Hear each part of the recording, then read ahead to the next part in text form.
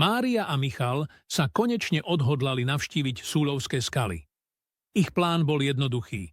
Zvládnu klasickú turistickú trasu a večer budú obdivovať západ slnka. Všetko šlo hladko. Stúpali hore, prechádzali medzi nádhernými skalnými útvarmi a robili si fotografie. Michal, ako vášnivý fotograf, chcel dokonalý záber z okraja skalnej steny. Tam bude výhľad lepší, povedal.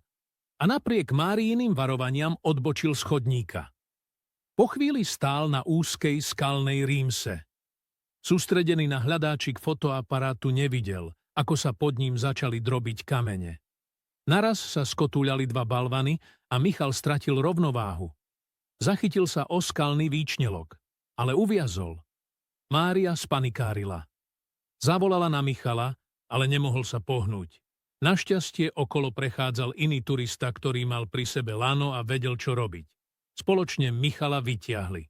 Po tomto zážitku si obaja uvedomili, aké dôležité je dodržiavať pravidlá na túrach. Ponaučenie. Vždy sa drž značkovaných trás.